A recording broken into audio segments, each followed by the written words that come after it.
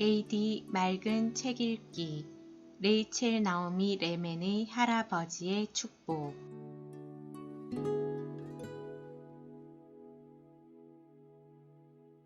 제2장 함께 있어주기 세 번째 이야기 부처님의 씨앗 바라보는 것은 바라보는 사람을 변화시켜서 완전히 다른 시각으로 사물을 보게 한다.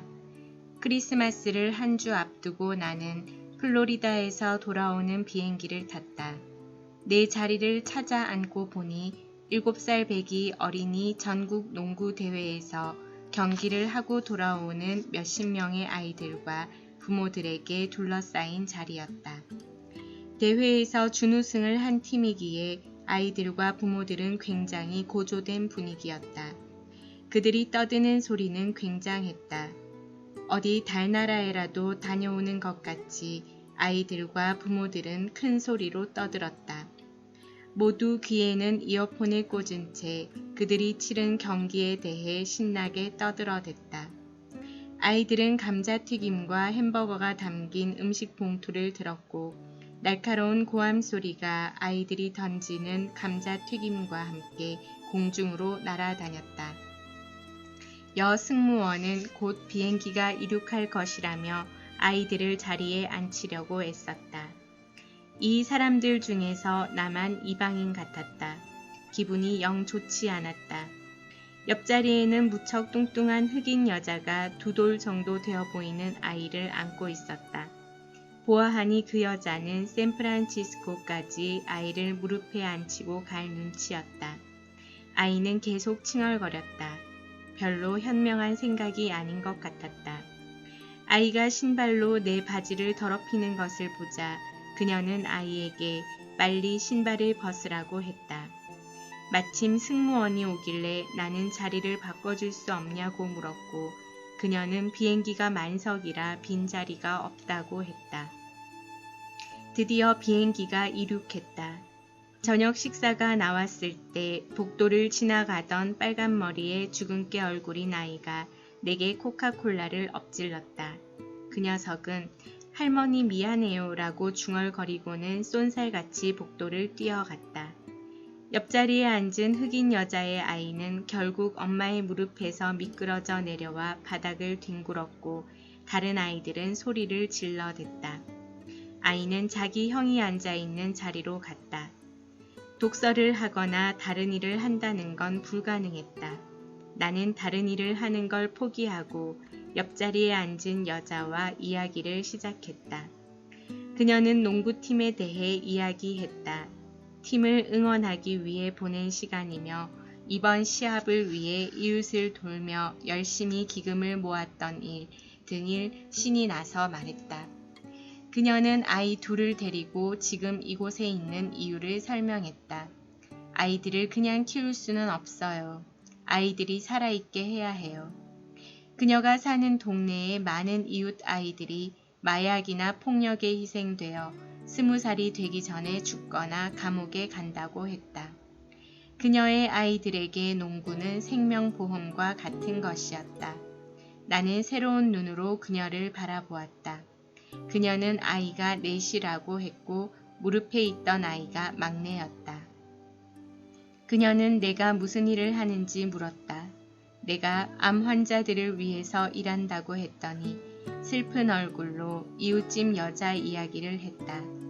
이웃집 여자도 자기처럼 남편 없이 아이 넷을 데리고 혼자 사는데 6개월 전에 암 진단을 받았다고 했다. 그녀가 받는 항암 치료는 지독하더군요. 너무나 고통스러워서 침대에서 일어날 수 없을 정도예요. 그녀가 잘 견뎌내기를 바랄 뿐이에요. 그녀는 이웃집 여자의 병과 그녀가 겪는 두려움을 이야기했다. 이웃집 여자는 매일 밤 악몽을 꾸다가 깨어난다고 했다. 그녀가 이웃집 여자의 생활을 어떻게 그렇게 세세하게 아는지 궁금한 생각이 들었다.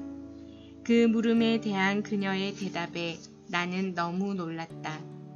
이웃집 여자가 그런 어려운 상황에 처하자 그녀는 아예 이웃집 여자와 내 아이들을 모두 자기 집에 데리고 와서 돌본다고 했다. 벌써 5달째 그렇게 하고 있다고 했다. 그녀를 자세히 바라보았다. 그녀의 얼굴에는 어려운 이웃을 위해 큰 희생을 하고 있다는 자부심이나 자기 우월감 같은 것은 전혀 없었다. 이웃이 어려운 상황에 처했으니 손을 내미는 게 당연하다고 생각하는 것 같았다. 잠시 후 막내가 돌아와 다시 엄마의 무릎에 앉았다. 그녀는 아이에게 감자튀김을 먹여주었다. 아이는 몇 개를 받아 먹더니 이대에 잠들었다. 그리고 조금 있으니 영화 상영을 하느라 기내의 불이 꺼졌다. 아이들은 지쳐 잠들었고 부모들도 잠이 들었다. 나는 책을 꺼내 읽기 시작했다. 귀에 꽂은 이어폰에서 크리스마스 캐럴이 흘러나왔다. 비행기는 미국 중심부 상공을 지나고 있었다. 나는 옆에 앉은 여자를 바라보았다. 그녀도 잠들었다. 그녀의 얼굴은 아름답고 해맑았다. 팔에 안겨 자는 아이는 엄마의 커다란 배에 얼굴을 묻고 있었다. 머리에는 햄버거 회사에서 선물한 작은 금관 모양의 모자를 쓴 채였다. 4번째 이야기, 함께 있어 주기. 뮤리엘은 12년 동안 치매를 앓고 있는 노인이다. 이제는 증상이 심해져 기억력이 완전히 사라져 버렸고 자기가 누구인지도 기억하지 못한다. 치매 노인을 위한 양로원에 있는 그녀는 불안한 얼굴로 끝없이 양로원 복도를 왔다 갔다 했다. 그 같은 반복적인 행동은 치매 말기 환자들에게 나타나는 일반적인 증상으로 마치 잃어버린 무언가를 찾는 것처럼 보였다. 양로원 의료진들은 그녀의 불안을 없애주려고 여러 가지 방법을 동원했지만 별 소용이 없었다. 깊이 잠잘 때를 제외하면 늘 불안한 상태로 왔다 갔다 하는 행동을 반복해서 뮤리엘의 얼굴은 점점 더 수척해졌다. 그러던 어느 날 그녀는 우연히 뜰로 통하는 문 옆에 걸린 거울을 발견했다. 그리고 거울에 비친 자신의 모습을 보았다. 온몸을 다 보여줄 수 있을 만큼 큰 거울이었다. 몇 달 만에 처음으로 그녀는 움직임을 멈추고 가만히 거울 앞에 섰다. 그녀는 거울에 비친 자신의 모습을 홀린 듯이 바라보았다. 아주 낯이 익은 얼굴인데 누구인지 잘 기억이 나지 않는 친구를 만난 표정이었다. 뮤리엘은 치매가 악화되면서 최근 몇 달 동안은 누구와도 이야기를 하지 않았다. 그런 그녀가 거울 앞에서 거울 속의 여자와 자신만의 미러로 이야기를 하기 시작했다. 그녀는 날마다 몇 시간이고 거울 속 여자에게 이야기를 했다. 간호사들은 그녀의 새로운 행동을 보고 다행이라 생각했다. 잠시도 가만히 있지 못하는 그녀를 돌보는 게 여간 힘들지 않았는데 이제 거울 앞에서 몇 시간이고 가만히 있으니 한결 안심이 되었다. 그녀의 담당 의사는 그녀의 행동을 눈여겨보았다. 그는 매일 회진을 돌 때마다 그녀와 함께 거울 앞에서 가만히 있었다. 때로는 그녀처럼 그도 거울 속 여인에게 매우 친절한, 존경하는 목소리로 말을 건넸다. 어느 날 거울 속 여인과 긴 대화를 나누는 중에 뮤리엘의 눈에 눈물이 맺히는 것을 보고 그는 깊은 감동을 받았다. 나도 이 이야기를 듣고 큰 감동을 받았다. 의사는 자기 환자를 치매에서 벗어나게 할 수는 없었지만 함께 있어 줌으로써 자신이 누구인지를 느끼게 해주고 인간의 존엄성을 되찾아 주었다. 또 다른 이야기는 정신과 의사인 친구가 들려준 것이다. 그는 1980년대에 뉴욕에서 열린 융 분석가들을 위한 학회에 참석하게 되었다. 그 학회는 칼 융의 마지막 제자 가운데 한 사람이자 탁월한 융 꿈 분석가인 마리 루이즈 폰 프란치에 관한 여러 편의 영화를 보고 패널들이 그 영화에 대해 토론하는 형식으로 진행되었다.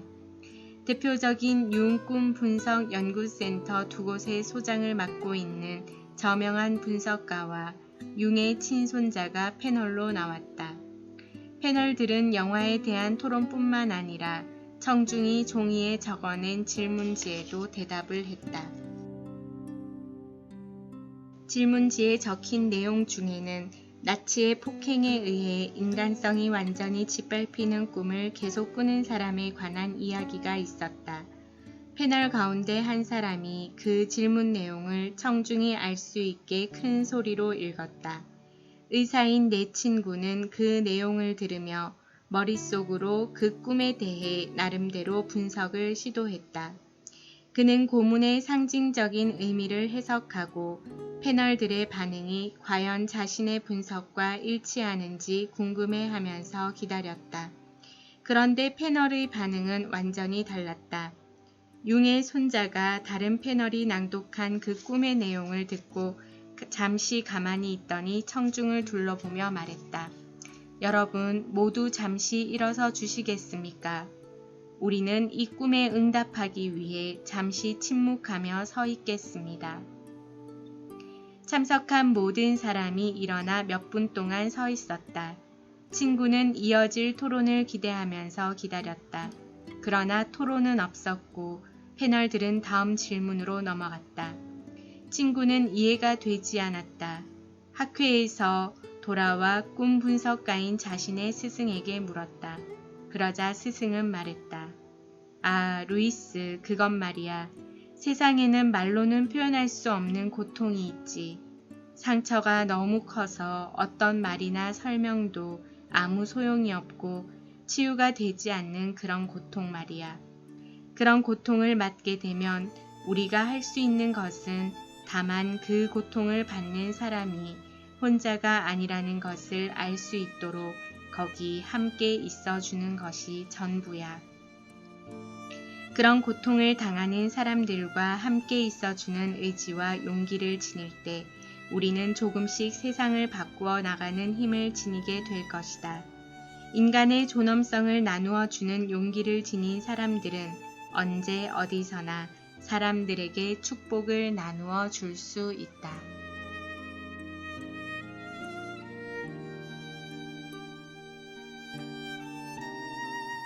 오늘의 두 가지 이야기를 기억하며 다른 이에게 축복을 나누는 행복한 한 주간 되시기 바랍니다.